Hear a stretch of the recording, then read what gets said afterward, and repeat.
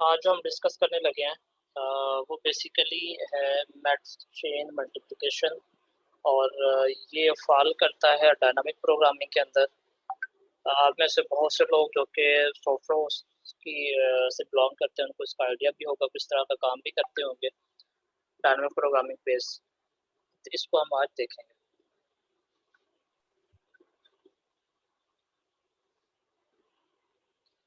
Dynamic programming को हम इस्तेमाल करते हैं कि जब हम चाह रहे होते हैं कि अपनी किसी भी प्रॉब्लम का ऑप्टिमल सॉल्यूशन रिक्वायर्ड हो।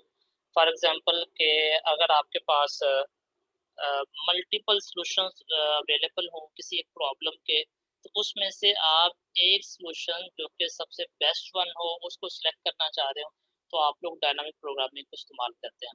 हम जब एक एग्जांपल को देखेंगे तो उसमें हम देखें कि हमारे पास एक ही चीज़ के मल्टीपल मेथड के थ्रू मल्टीपल सॉल्यूशंस आ रहे होंगे, और उसमें से हम जो बेस्ट वन होगा, जो ऑप्टिमाइज़ सॉल्यूशन होगा, उसको हम चूज़ करेंगे। डायनामिक प्रोग्रामिंग के अंदर जो आपकी डिफरेंट सब प्रॉब्लम्स होती हैं, और वो सारी जो प्रॉब्लम्स होती हैं उनकी नेचर ऑफ प्रॉब्लम है वो सेम होती है। लाइक अभी जब हम देखेंगे मैट्रिक्स चेन को, तो जो उनकी सब प्रॉब्लम की नेचर है वो सबकी सेम होगी, और जो उसका रिजल्ट है वो हम एक टेबल की फॉर्म में स्टोर कर रहे होंगे, ताकि बाद में हमें कभी उसकी ज़रूरत पड़ेगी तो हम यूज़ करेंगे। और आगे आप देखेंगे कि इसी प्रिंसिपल्स को फुलफ़िल होते हुए कि जब हम उस टेबल की वैल्यू को आगे यूज़ कर रहे होंगे डिफरेंट जगह पे पुट करने के लिए। मैंने एटलीस्ट 2-3 घंटे लगा के पहले एग्ज़ाम्पल को सॉल्व किया है और उसकी पिक्चर्स को अटैच किया है, ताकि ऑनलाइन की वजह से अगर मैं वैसे प्रेज़ेंट करता तो मुझे नहीं लगता था कि आप लोगों को समझ आ जाती। या मैंने पिक्चर साथ अटैच की हैं ताकि आप लोगों को मैं बेहतर वे से समझा सकूँ कि हम काम करना क्या चाह रहे हैं, और आप समझ इंशाल्लाह जाएँगे। अच्छा जी, इसमें हम बेसिकली बॉटम अप्रोच आप यूज़ करते हैं। अब जब मैंने वर्ड बोला बॉटम अप्रोच, इसका मतलब ये है कि आप बाइनरी ट्री को अपने माइंड में लेके आएँ। जैसे बाइनरी ट्री के अंदर आपके पास लीफ थे, और फिर उसके ऊपर आप लोग देखते थे आपके पास कुछ डिफरेंट नोड्स हैं, आपके पास चाइल्ड हैं, पेरेंट हैं, रूट नोड है। वो जो नोड्स हैं, वो नोड्स से मिलके आपका ट्री बन रहा होगा। हम बॉटम अप अप्रोच उस तरह से फॉलो कर रहे होंगे कि हम स्मॉलर प्रॉब्लम्स को सॉल्व करते चले जाएँगे, और एट द एंड आपके पास जो है वो एक सॉल्यूशन जो होगा बिल्ड अप हो जाएगा। इसमें जो हमारे पास डिफरेंट एलिमेंट्स हैं, उन एलिमेंट में फेमस एलिमेंट हमारे पास एक इसका सब स्ट्रक्चर है। मतलब ये सब स्ट्रक्चर का कि आपने डिकम्पोज़ करना है, जो भी प्रॉब्लम आपको गिवन है उसको स्मॉलर सब प्रॉब्लम के अंदर, और आपने उसका जब हर सब प्रॉब्लम के को एक सॉल्यूशन आप इसका प्रोवाइड करेंगे, और वो सॉल्यूशन जो होगा ऑप्टिमल सॉल्यूशन आपके पास बनेगा। और इसके साथ जो इसका सेकंड एलिमेंट है वो टेबल स्ट्रक्चर है। टेबल स्ट्रक्चर का मतलब ये है कि जब आप हर सब प्रॉब्लम को सॉल्व करेंगे, तो उस हर सब प्रॉब्लम के रिजल्ट को आप एक टेबल के अंदर स्टोर करेंगे। वो टेबल में आप इसलिए स्टोर करते हैं, अगर आपको बाद में उसकी ज़रूरत पड़ जाए तो आप उसको यूज़ भी कर सकें। और third one is bottom up computation. इसी तरह टेबल के थ्रू ही आप लोग जो है उस सॉल्यूशंस के को आप लोग जो है at the and bigger problem को सॉल्व करने तक आएँगे, और वहाँ से ही आप लोग कॉम्प्लेक्सिटी फाइंड आउट करना चाहें, तो आप उसको भी फाइंड आउट कर सकते हैं। इवेंचुअली आप लोग जो है अपने कंप्लीट प्रॉब्लम के ऑप्टिमल सॉल्यूशन तक आप लोग पहुँच जाएँगे। अगर बॉटम अप्रोच जैसे मैंने आपको समझाया, क्योंकि ये टर्म आप लोगों ने पहले भी सुनी हुई है, मैंने बाइनरी ट्री के सेंस में आपको बताया है। आप ये कह सकते हैं बॉटम अप्रोच को, हो सकता है किसी ने इस तरह से पढ़ा हो, जी हमने सबसे पहले स्मॉलेस्ट सब प्रॉब्लम्स को यूज़ करना है, वहाँ से स्टार्ट करेंगे। फिर हमने कंबाइन करना है उनके सब प्रॉब्लम के सॉल्यूशंस को। जब कंबाइन करते चले जाएँगे तो आहिस्ता-आहिस्ता आपको जो साइज़ है वो बिगर होता चला जाएगा, और अनटिल कि आप जो है ओरिजिनल प्रॉब्लम तक आप लोग पहुँच जाएँगे। इस तरह से कुछ इसके कंपोनेंट्स हैं डायनामिक प्रोग्रामिंग के अंदर। स्टेजेस है, स्टेट्स हैं, डिसीजन है, ऑप्टिमल पॉलिसी है। स्टेजेस का मतलब ये है कि जो आपके पास प्रॉब्लम है उसको आप सेवरल सब प्रॉब्लम के अंदर डिवाइड करते हैं। उन सब प्रॉब्लम्स को बेसिकली आप स्टेज कहते हैं। स्टेज जो टेक्निकल टर्म है, इसको हम कह सकते हैं कि small portion of any given problem. For example आप कुछ शॉर्टेस्ट पाथ को फाइंड आउट करना चाह रहे थे, आप कोई ग्राफ के ऊपर काम कर रहे हैं, कोई बीएफएस पे काम कर रहे हैं, कोई डीएफएस पे काम कर रहे हैं, तो उसकी जो डिफरेंट डायमेंशंस हैं, जो उसका वे है फाइंड आउट करने का, उसको आप लोग स्टेजेस कह सकते हैं। इस तरह से अगर हम स्टेट्स की बात करें, तो अब हर स्टेट के अंदर मल्टीपल स्टेट्स एसोसिएट हो सकती हैं। ये स्टेट्स आप ऐसे ही समझ सकते हैं कि जैसे आप लोगों ने कोई शॉर्टेस्ट पाथ को फाइंड आउट करना है, तो आपने एक नोड से दूसरी नोड तक आपने जाना है, तो वो आपके पास स्टेट्स हैं। लाइक अगर आप थ्योरी ऑफ ऑटोमेटा के कंसेप्ट में देखें, जैसे वहाँ आप लोग स्टेट्स देखते हैं, डिफरेंट स्टेट्स होती हैं कि आप अगर एक स्टेट पे हैं, कुछ ट्रांजिशन होती है, आप दूसरी स्टेट पे चले जाते हैं, तो वो इसको भी हम स्टेट की सेंस में भी कह सकते हैं। जी, जी। जिनका क्वेश्चन है वो पूछें, काइंडली माइक अपना म्यूट रखें, जिनका तैयबा बच्चा अपना माइक म्यूट कर लें।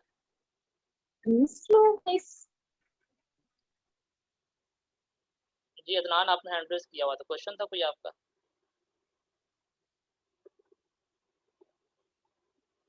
नो सर, अभी नहीं है, क्लियर हो गया स्टेट। ठीक है। इसी तरह से आपका जो है वो डिसीजन है। डिसीजन का मतलब ये है कि हर स्टेज के ऊपर आपके पास कोई मल्टीपल चॉइसेस होंगी, मल्टीपल सॉल्यूशंस होंगे, आपने उसमें से किसी एक सॉल्यूशन को आपने कैरी करना होगा, और वो उसको हम कहते हैं स्टेज डिसीजन। कि जी आपका इस स्टेज के ऊपर 2 से 3 डिफरेंट सॉल्यूशंस आ रहे थे, हमने उसमें से एक सॉल्यूशन को पिक किया जो कि आपका ऑप्टिमल सॉल्यूशन था, तो वो हर स्टेज का अपना एक जो है स्टेज डिसीजन भी होगा। इसी तरह से आपके पास एक है ऑप्टिमल पॉलिसी। ऑप्टिमल पॉलिसी जो है ये बेसिकली एक प्रिंसिपल होता है, प्रिंसिपल ऑफ ऑप्टिमैलिटी उसे हम कहते हैं। जी आपकी जितनी भी प्रॉब्लम है, उसकी जितनी आपने सब प्रॉब्लम कर दी है, अब हर सब प्रॉब्लम को ऑप्टिमल सॉल्यूशन देना चाहिए। ये नहीं है कि फॉर एग्जांपल आपके पास एक प्रॉब्लम थी, आपने उसको सब प्रॉब्लम में डिवाइड करते करते आप यूनिट एलिमेंट तक पहुंच गए हैं। अब जो आपकी कुछ सब प्रॉब्लम्स हैं वो ऑप्टिमल सॉल्यूशन नहीं दे रही, अगर कोई एक सब प्रॉब्लम भी ऑप्टिमल सॉल्यूशन नहीं देगी, तो आपके लिए मसला बन जाएगा और आपके पास जो एट द एंड रिजल्ट आएगा वो ऑप्टिमल नहीं होगा। तो हम ये कह रहे हैं कि हमारे पास जो लास्ट स्टेज के ऊपर जितने भी सब प्रॉब्लम्स होंगी, हर सब प्रॉब्लम आपको एक ऑप्टिमल सॉल्यूशन दे रही होगी, और जब हम इसको कंबाइन अप करते चले जाएंगे, साइज बिगर होगा, और एट द एंड जब आपकी पूरी प्रॉब्लम सॉल्व होगी, तो आपके पास रिजल्टेंट आपके पास आंसर आएगा, वो आपके पास ऑप्टिमल सॉल्यूशन आपके पास उसका होगा। कुछ इसके फीचर्स हैं डायनामिक प्रोग्रामिंग के, इसके अलावा भी बहुत से फीचर्स हो सकते हैं जो आपके माइंड में हो, कुछ मैंने फेच किए हैं डिफरेंट साइट से। इसमें उसने पहली बात वही की है, जी आपके पास डिफरेंट पॉसिबल सॉल्यूशंस होंगे, आपने उसमें से बेस्ट वन और ऑप्टिमल सॉल्यूशंस को फाइंड आउट करता है। ये डायनामिक प्रोग्रामिंग आपकी हेल्प आउट करता है। प्रिंसिपल ऑफ ऑप्टिमैलिटी मैंने अभी बात की है जी, कि जो भी सब प्रॉब्लम होगी, हर सब प्रॉब्लम भी आपको एक ऑप्टिमल सॉल्यूशन प्रोवाइड कर रही होगी। इसमें हम देखेंगे कि स्पेस कम्प्लेक्सिटी तो लेस होगी, लेकिन टाइम कम्प्लेक्सिटी ज़्यादा होगी। उसको भी मैंने कैलकुलेट किया हुआ है। और इसी तरह से ये आप लोगों को जो है सब प्रॉब्लम्स की हर स्टेज को रिकम्प्यूट करने के लिए यूज़ करते हैं। इसको डिफ़िकल्ट टू अंडरस्टैंड है कि इतनी जल्दी समझ में नहीं आता, और बहरहाल लेकिन कोशिश करेंगे इंशाल्लाह कि समझ में आ जाए। हम करेंगे क्या, जो हमने सारी पीछे स्टोरी बनाई है, हम उसमें जो काम करना चाह रहे हैं वो हम मैट्रिक्स चेन मल्टीप्लिकेशन। इसके और भी पहले चीज़ें आती हैं रिकर्सिव, और एक तो और वे भी हैं, वो मैंने इसलिए स्किप कर दी हैं क्योंकि वो काफ़ी बेसिक थे और आप लोगों ने शायद अंडरग्रेड में पढ़े हों, तो मैंने कहा कि हम डायरेक्ट इसी में मूव कर जाते हैं। आपके पास different sequence of matrix given होगा, अब आपने उन मैट्रिसेस को मल्टीप्लाई करना होगा, और मल्टीप्लाई करने के बाद आपने बेसिकली करना ही होगा कि वो एक वे फाइंड आउट करना होगा कि किस तरह से आप इन मैट्रिसेस को मल्टीप्लाई करें कि आपके पास एक ऑप्टिमल सॉल्यूशन आ जाए। कि हमने किस तरह से कौन सी प्रिंसिपल्स को यूज करें। जैसे सपोज आपके पास 4 नंबर्स को मल्टीप्लाई करना चाह रहे हैं, तो क्या अब पहले आप लास्ट 3 को मल्टीप्लाई करें, फिर फर्स्ट वन से मल्टीप्लाई करें, क्या फर्स्ट एंड सेकंड को मल्टीप्लाई करें और फिर थर्ड एंड फोर्थ को मल्टीप्लाई करें, जब पहले 3 को पहले मल्टीप्लाई करने के बाद फिर फोर्थ वन से मल्टीप्लाई करें, वो किस तरह से हम मल्टीप्लाई करें, कौन सी प्रिंसिपल्स को कब यूज करें, ताकि जो आपके पास सॉल्यूशन है वो आपके पास एक बेस्ट वन आ जाए। काइंडली अपने माइक म्यूट रखें, मैंने अलाउ किया होगा तो, वरना मैं सबको म्यूट कर दूंगा। ओके, अब इसको समझने के लिए कुछ अब हम जाते हैं डायग्राम्स के पार्ट के ऊपर। यहाँ सब आपका समझने का काम स्टार्ट होता है और बड़ी केयरफुली आपने देखना है। ये मैंने एक वे बताया हुआ जी कि हम मैट्रिसेस को आपस में मल्टीप्लाई कैसे करते हैं। सबको पता होगा, नहीं पता तो मैं एक दफ़ा इसको जो हम बिल्कुल स्क्वायर सम 0 से कर रहे हैं। 2 मैट्रिसेस आपके पास गिवन है, एक मैट्रिक्स ए है, एक आपके पास बी है। कुछ एलिमेंट मैंने ए में ले लिए हैं, कुछ एलिमेंट मैंने बी में ले लिए हैं। अब आपको पता है कि हर मैट्रिसेस का कोई ना कोई ऑर्डर होता है, हम ऑर्डर जिसका बताते होते हैं वो रो इनटू कॉलम में बताते हैं। हमारे पास जो मैट्रिक्स ए है उसका जो ऑर्डर है 2 रोज़ हैं, 3 कॉलम हैं। इसी तरह से आपके पास जो मैट्रिक्स बी है इसमें 3 रोज़ हैं, 2 कॉलम है। तो हम ये कह सकते हैं कि आपके पास ऑर्डर जो ए का ऑर्डर है 2 इंटू 3 है और बी का ऑर्डर जो है वो 3 इंटू 2 है। दो मैट्रिसेस को आप कब मल्टीप्लाई कर सकते हैं जब एक मैट्रिसेस का जो फर्स्ट वन है जैसे 2 इंटू 3 जो फर्स्ट मैट्रिसेस का जो कॉलम है दूसरे मैट्रिसेस की रो के इक्वल आ जाए। ये देखें 2 into 3 is equal to 3 into 2 लिखा हुआ है और 3 दोनों के ऊपर मैंने एक सर्कल एक बॉक्स रेक्टेंगल बना दिया है कि दोनों इक्वल हैं। अगर इक्वल होंगे तो मल्टीप्लाई कर सकते हैं। अगर हमारे पास ऐसे होता कि 2 इंटू 3 साइज इसका था ऑर्डर ए का और बी का होता 2 इंटू 3 मतलब कि आपके पास 2 रोज होते हैं, 3 कॉलम होते हैं, तो फिर आप मल्टीप्लाई नहीं कर सकते थे। जब आप लोग मल्टीप्लाई करते हैं तो आपने फर्स्ट वन रो को फर्स्ट वन कॉलम के साथ किया, फिर फर्स्ट वन रो को सेकंड कॉलम के साथ किया। कुछ मैंने वैल्यूज़ को निकाल के यहाँ इंसर्ट भी किया है, ताकि आप लोगों को समझ में आ जाए, जिसको नहीं अभी याद कि हम कैसे मल्टीप्लाई किया करते हैं, तो उसको पता चल जाए। अब जब आपने इनको मल्टीप्लाई किया जो रिजल्टेंट मैट्रिक्स आपके पास आएगा वो उसका साइज होगा 2 इंटू 2 ये 2 इंटू 2 उसका साइज होगा। 2 इंटू 2 का मतलब ये है कि 2 रोज होंगे, 2 कॉलम होंगे और ये जो मैट्रिसेस को मल्टीप्लाई कर रहे हैं यही बता रहा है कि उसका साइज क्या होगा। यहाँ से हमने 2 इंटू 2 को डेरिवेट कर लिया, आपने फाइंड आउट कर लिया कि ये इसका साइज होगा। जहाँ आपको प्रॉब्लम आए, ना समझ आए, वहीं आप लोगों ने पूछना है ताकि साथ-साथ जो है आपकी क्वेरीज़ को भी सॉल्व किया जाए। अब हम सर कहीं स्क्रीन फुल कीजिएगा। Screen okay. आप मुझे बताइएगा, ठीक है? जी सर, अब ठीक है, थैंक यू। अच्छा मेरा कर्सर नज़र आ रहा है आप लोगों को नहीं? जी सर, आ रहा है। ठीक है, ओके। ये अब हम ये चाह रहे हैं कि हम इसकी डायमेंशंस को फाइंड आउट करें क्योंकि आगे हमें डायमेंशंस भी रिक्वायर्ड होंगी। अब डायमेंशंस को हम कैसे फाइंड आउट करेंगे? अब देखें, जैसे वही क्वेश्चन है कि इसके अंदर हमने अ जो आपके पास मैट्रिक्स ए था, उसका जो ऑर्डर था वो 2 इंटू 3 था। जो आपके पास सेकंड वन आपके पास मैट्रिक्स का ऑर्डर क्या है 3 इंटू 2 है। अब इसके डायमेंशंस क्या होंगे? जब आप मल्टीप्लाई करेंगे आपको पता चलेगा कि इसको ये दोनों कॉमन जो है ये एक डायमेंशन कंसीडर की जाएगी। तो आपके पास 1, 2 एंड 3 टोटल इसकी 3 डायमेंशंस हैं। इसी तरह से ये आपके पास B1 है सपोज़, ये आपके पास B2 है, ये आपके पास B3 है। ये तीनों मैट्रिसेस हैं। ये मैट्रिसेस का एक सीक्वेंस गिवन है, ऑर्डर गिवन है। तो 2/3 का मैट्रिक्स B1 है, 3/4 का मैट्रिक्स B2 है एंड 4/3 का मैट्रिक्स जो है वो 3 है। क्या आप मुझे बता सकते हैं कि हम इन तीनों मैट्रिसेस को आपस में मल्टीप्लाई कर सकते हैं कि नहीं? देख के बता सकते हैं?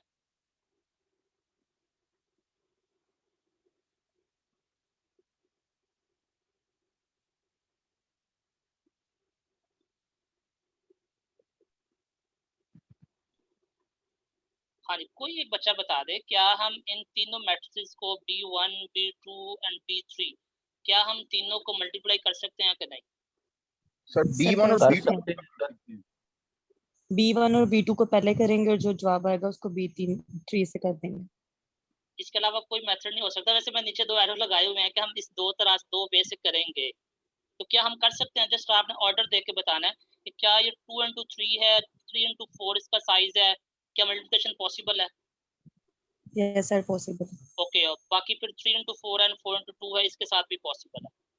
अब फिर साथ ही मैंने इसके डायमेंशंस जो है वो फाइंड आउट किए हैं, जिसके डायमेंशंस के यहाँ टोटल आपके पास 4 डायमेंशंस होंगी और उसका भी आप लोगों को हम आगे इसको देख लेते हैं किस तरह से इसकी 4 डायमेंशंस बन रही होंगी।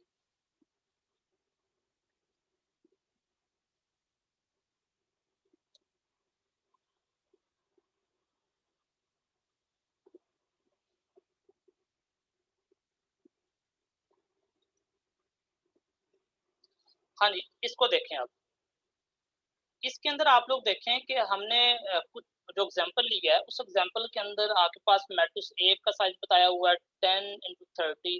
अब ये इसको साइज़ आपने समझना है, सीक्वेंस है, ऑर्डर है इसका, रोज़ एंड कॉलम का फॉर्म है, ठीक है? और इसी तरह से आपके पास B का 30x5 है, ये C का है। अब 2 मेथड है, हम 2 वेज़ के थ्रू इनको मल्टीप्लाई कर सकते हैं।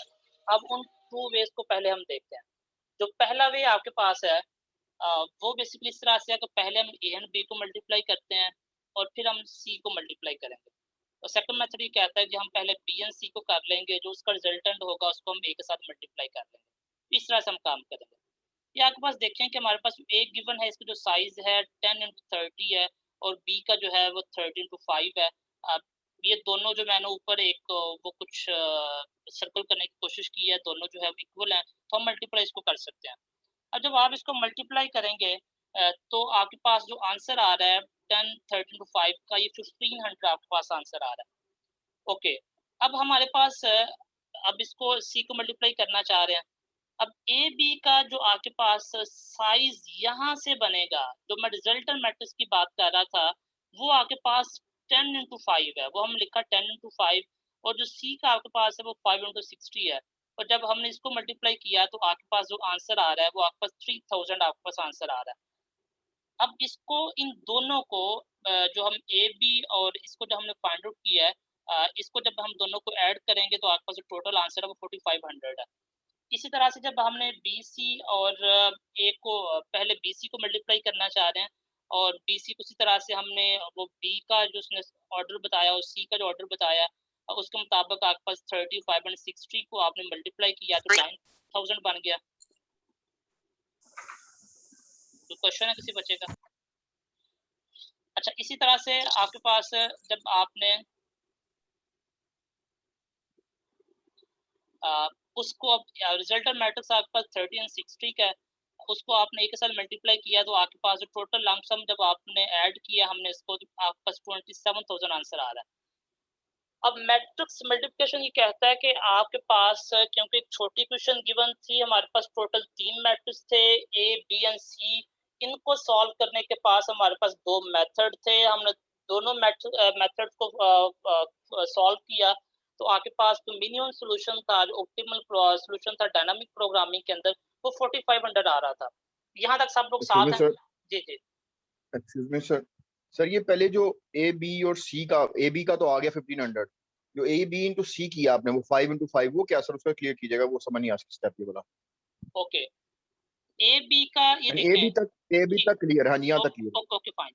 अब ए बी का ये रिजल्टेंट मैट्रिक्स क्या बनेगा? 10x5 यही बनेगा ना? 10x5 उसका ऑर्डर ये होगा जो हमारे पास मैट्रिक्स निकलेगा ए बी का। एक मिनट, मैं एक बैक जाता हूँ आपको दोबारा, प्रीवियस स्लाइड में मैंने वहां कहा था, ये देखें, ये हमारे पास तो हम ए और बी को मैट्रिक्स को मल्टीप्लाई कर रहे थे। मैंने कहा था दोनों का एक का आपके पास जो है कॉलम दूसरी रो के बराबर होना चाहिए। ओके फाइन, वो हमारे पास वो इक्वल था। अब मैंने कहा था जो आंसर आपके पास आएगा, जो रिजल्टेंट मैट्रिक्स बनेगा आपके पास, उसका साइज क्या होगा? 2x2 का। बात समझ रहे हैं? यही बात की थी ना हमने, या 2x2 का मैट्रिक्स बनेगा जिसका रिजल्ट होगा, और इसको आप ऐड करके सॉल्यूशन भी निकालेंगे तो 2x2 का ही बनेगा। वही बात मैं यहाँ कर रहा हूँ कि आपके पास जब इसका सॉल्यूशन निकलेगा तो क्या मैट्रिक्स जो रिजल्टेंट मैट्रिक्स होगा उसका साइज क्या होगा? 10x5 का। ये वही मैं लिखा 10x5। बात समझ में आई है कि नहीं अभी? राइट, साइज का समझ आ गया, मगर सर ये 1500 किया सर। ओके, देखें, हम पहले ये कह रहे हैं कि हमने पहले, देखिए ना, हमने टोटल करना क्या था, 3 मैट्रिसेस थे ए बी एंड सी, इन तीनों को मल्टीप्लाई करना था। हमने कहा जी इन तीनों को मल्टीप्लाई करने के 2 मेथड हैं। एक मेथड ये है कि पहले ए एंड बी को मल्टीप्लाई कर लें और उसके बाद उसको जो है वो सी के साथ मल्टीप्लाई करें, और दूसरा मेथड ये लिखा हुआ था, पहले हम ए एंड बी को मल्टीप्लाई कर रहे हैं। ए का साइज ये ऊपर गिवन है 10x30, ये बी का है 30x5। अब पहले ए एंड बी को मल्टीप्लाई कर रहे हैं तो वो क्या है 10 30 एंड 5, आपके पास आंसर आ गया 1500। अब ए बी का आपके पास आंसर आ चुका है, ये मैंने ए बी लिखा और साथ सी। अब ए बी का जो आपके पास रो एंड कॉलम का जो ऑर्डर था वो भी तो लिखना है ना, तो मैंने चेक करने के लिए क्या ये पॉसिबल भी है इसको मल्टीप्लाई करना कि नहीं। अब देखें ये जो आपको मैट्रिक्स गिवन है ना, मैट्रिक्स के अंदर वाले एलिमेंट्स फिलहाल गिवन नहीं है। अभी जो हम मल्टीप्लिकेशन कर रहे हैं, जो भी काम कर रहे हैं, ये बेसिकली हम उसके उसी सीक्वेंस के साथ मल्टीप्लाई कर रहे हैं। उनके अभी एलिमेंट्स अवेलेबल नहीं है आपके पास, तो मैं उसी नंबर को मल्टीप्लाई कर रहा हूँ। 1500 तक समझ आई है या नहीं, मैं अगेन वरना बताऊं। यस सर 1500 तक आ गई है, उससे नेक्स्ट नहीं आई। उससे नेक्स्ट भी आ जाती है। अदनान आप बताएं, 1500 तक आ गई है? जी सर आगे बिल्कुल, मतलब कि हम ऑर्डर को मल्टीप्लाई कर रहे हैं, मतलब यही हुआ ना तकरीबन सर। हाँ जी 10 into बिल्कुल 30 जो है, मतलब बिल्कुल ऐसे ही है। ये 10 into 30 का मतलब ऑर्डर है सर। a = 10 into 30 का मतलब क्या है? ये ऑर्डर है सर इसका ये? हाँ जी, ये उसका ऑर्डर है कि एक मैट्रिसेस के अंदर ये उसका ऑर्डर है। Okay okay okay. अब आपके पास जो A and B resultant matrix बनेगा उसका साइज क्या होगा? 10 into 5 का ये साइज होगा ना, 10 into 5 का। यहाँ से हमने देखा ये 10 है और ये 5 है।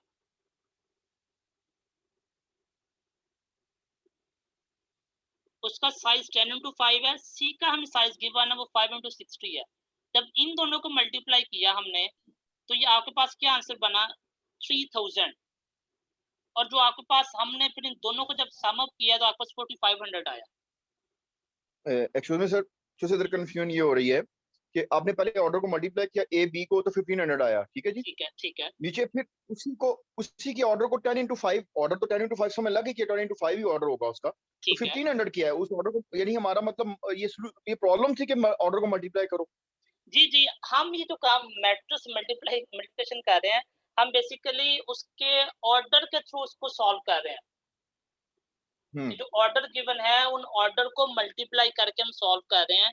आप अगर इसको ऐसे भी समझ सकते हैं कि फॉर एग्जांपल अगर आप कह सकते हैं कि ये फिलहाल आप समझ लें ये एलिमेंट्स हैं, लेकिन एलिमेंट है नहीं है। जो हमने यहाँ जो सिनेरियो गिवन है उस सिनेरियो के मुताबिक ये आपके पास रो एंड कॉलम का साइज है। राइट। जब रो एंड कॉलम का और उसको मल्टीप्लाई कर रहे हैं ना, रो एंड कॉलम के साइज को मल्टीप्लाई करके ये बेसिकली हम जो फाइंड आउट कर रहे हैं टोटल नंबर ऑफ, हम ऑपरेशंस कैलकुलेट कर रहे हैं कि आप किस मैट्रिसेस के अंदर टोटल नंबर ऑफ कैलकुलेशंस कितनी होगी, कॉस्ट कितनी बनेगी। राइट। ये शायद मुझे बात पहले बतानी चाहिए थी कि हम जो ये काम करने का पर्पस ये है कि हम टोटल नंबर ऑफ ऑपरेशंस देखें। आपके पास एक मैट्रिक्स गिवन है, उसका साइज है 10 into 30, मतलब 10 रोज हैं 30 कॉलम है। एक और आपके पास मैट्रिक्स है, उसका साइज है 30, आपके पास रोज हैं 5 कॉलम्स हैं। मतलब उसके अंदर इतने एलिमेंट्स होंगे, तो जब आप उनको मल्टीप्लाई करेंगे तो आप 1500 ऑपरेशन परफॉर्म करेंगे। जो आपके पास एक बड़ा मैट्रिक्स बनेगा उसके अंदर 1500 एलिमेंट्स होंगे। ये बताना चाह रहा हूँ जिसका साइज आएगा 1500। और जो ए बी का जो साइज बन रहा है ए बी का वो 10 into 5 है, क्योंकि रिजल्टेंट मैट्रिक्स हमें निकालना फाइंड आउट अभी किया हमने। रिजल्टेंट मैट्रिक्स कैसे निकलेगा, वो 10 into 5 है। और सी का हमें साइज गिवन है 5 into 60। हमने कहा कि अब इन दो को एक्सक्यूज मी सर। जी सर मेरा ये क्वेश्चन है, ए के हमारे पास जो एलिमेंट है 10 30 है, बी के हमारे पास 30 और 5 है। ए के हम दोनों एलिमेंट ले रहे हैं 10 और 30 और मल्टीप्लाई कर रहे हैं साथ जस्ट 5 को, जो उसका रिमेनिंग 30 उसको क्यों नहीं मल्टीप्लाई किया? एक मिनट, ये प्रीवियस एग्जांपल देखो जरा। ये साइज क्या गिवन है, तो बिल्कुल बेसिक एग्जांपल मैंने स्टार्ट की थी। इसका मैट्रिक्स का साइज है 2 into 3 ए का। बी का साइज क्या है 3 into 2। जब भी हमने डायमेंशंस को फाइंड आउट करना होता है, ये देखो नीचे जो आपके पास इक्वल आ जाती हैं, जो आप देखें ना पहले कॉलम के आपके पास क्या इक्वल आई है, कॉलम है, दूसरी के रोज हैं। जो इक्वल है उनको वंस कंसिडर करते हैं उसकी डायमेंशन को। इसलिए देखिए हमने क्या किया, 2 into 3 into 2 करेंगे तो आपके पास साइज आएगा। वही काम उधर हमने किया कि जो आपके पास इक्वल वैल्यूज हैं, एक कॉलम एक मैट्रिसेस की आपके पास कॉलम है, दूसरे के रोज जो आपके पास इक्वल होंगे उसको वन डायमेंशन कंसीडर करते हैं। Okay sir. असल में सर पता है कंफ्यूज क्या हो रहा है सबको ज्यादा? मेरा ख्याल है कि ऑपरेशन वर्सेस साइज, वो 1500 वर्सेस साइज, ये तो कंफ्यूज हो गया था स्टार्ट में ना। वो जो शुरू में नहीं असली बता सके थे कि ऑपरेशंस क्या चीज है, साइज का तो पता है हर एक को कि बिल्कुल ठीक है। मल्टीपल करेंगे तो उसका रिजल्टेंट आएगा, बाकी क्लियर है। बस ये ऑपरेशन का जो है 1500 क्या चीज है, और वो बाकी ऑर्डर का पता ही है। ठीक है। अब हमारे पास जो आपके पास ये 1500 ऑपरेशंस होंगे ए बी मैट्रिक्स जो आपको बनेगा। अब ए बी मैट्रिक्स का साइज क्या होगा? वो 10 into 5 होगा। Okay fine. सी मैट्रिक्स का साइज हमें गिवन है 5 into 60। अब इसको मल्टीप्लाई करेंगे तो 10 ये 5 दोनों ये एक डायमेंशन कंसीडर होगी। 5 into 60। अब आपके पास ऑपरेशंस जो होंगे वो 3000 है। अब इन दोनों को आप ऐड अप करेंगे, सम अप करेंगे तो 4500 आपके पास एक मेथड का सॉल्यूशन आएगा। इसी तरह से जब आपने BC को कैलकुलेट किया, आपने BC को आपने कैलकुलेट किया तो वो आप देखेंगे आपके पास क्या है। पहले ये गिवन है, ऊपर देखें वैल्यूज BC की 30 into 5 5 into 60। तो हमारे पास जो मल्टीप्लाई करेंगे तो क्या आपके पास वैल्यूज हैं? 3 है, 5 और 60 है, वो 9000 बन गया।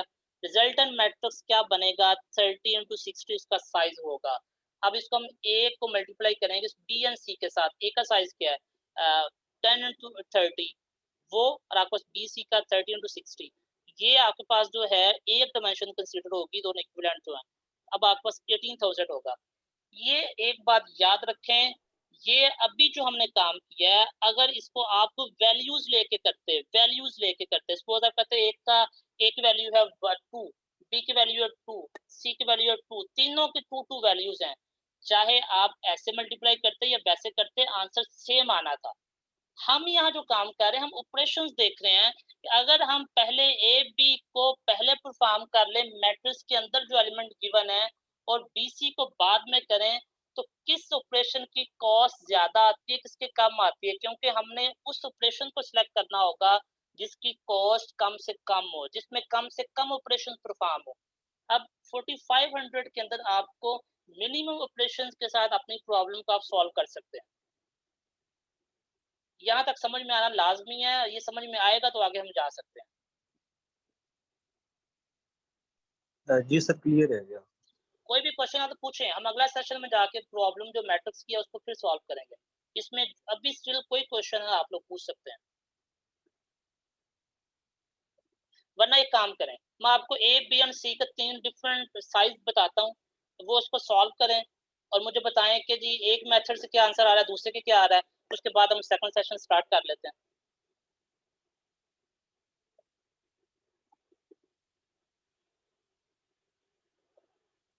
जी कोई क्वेश्चन है तो पूछें, वरना मैं आपको साइज बताता हूँ, उसके थ्रू आप सॉल्व करें।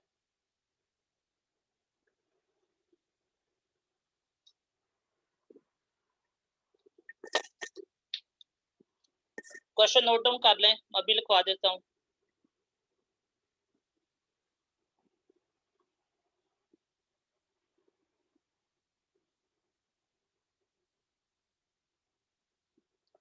ए का साइज आपके पास 5 into 10 है, बी का साइज 10 into 15 है, और सी का साइज आपके पास 15 into 5 है।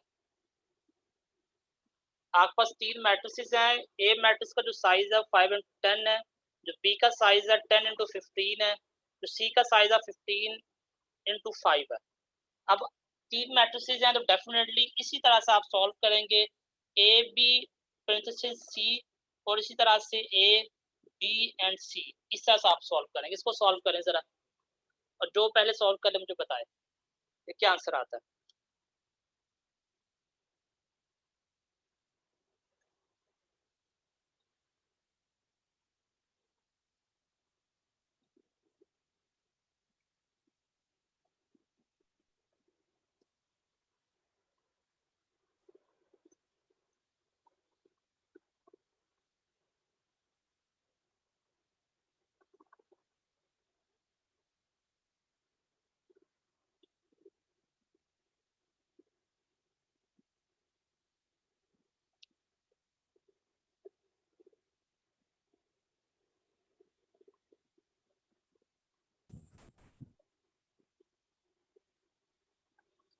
सब लोग सॉल्व करें, सबने बताना है कि क्या सोल्यूशन आपका आ रहा है।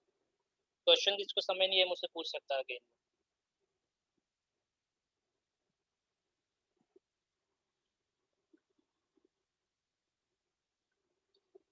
हाँ जी बच्चों, क्वेश्चन ये है, एक बच्चे ने पूछा हुआ है कि जैसे हम ये क्वेश्चन कर रहे थे इसी तरह से मैंने आपके पास 3 मैट्रिसेस बताए हैं, एक ए मैट्रिक्स है, एक बी, एक सी है। जो ए मैट्रिक्स का साइज है वो 5 इंटू 10 है, जो बी मैट्रिक्स का साइज है वो 10 इंटू 15 है, जो सी का साइज है वो 15 इंटू 5 है। अब आपने इनको सॉल्व करने के डेफिनेटली 2 मेथड हैं। इन दोनों मेथड के थ्रू आप सॉल्व करें, बताएं किसके अंदर मिनिमम ऑपरेशंस होंगे, क्या आंसर आएगा?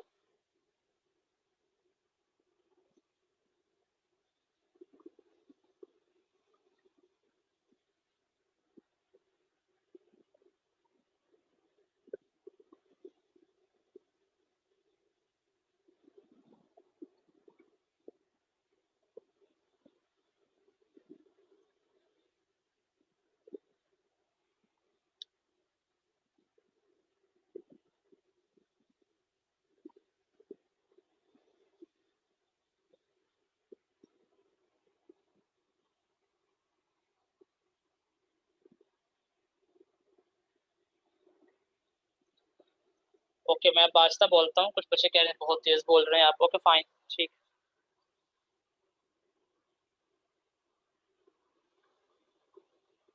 तैयबा बच्चे, जो क्वेश्चन मैंने कहा है, मैंने कहा 3 मैट्रिसेस हैं, आपके सामने स्क्रीन शेयर्ड है। इसी तरह से 3 मैट्रिसेस हैं। फर्स्ट मैट्रिक्स का जो साइज है वो 5 इंटू 10 है, 5 क्रॉस 10। जो बी का साइज है वो 10 इंटू 15 है, जो सी का साइज है वो 15 इंटू 5 है। अब इनको आप मल्टीप्लाई करके आंसर को फाइंड आउट करें।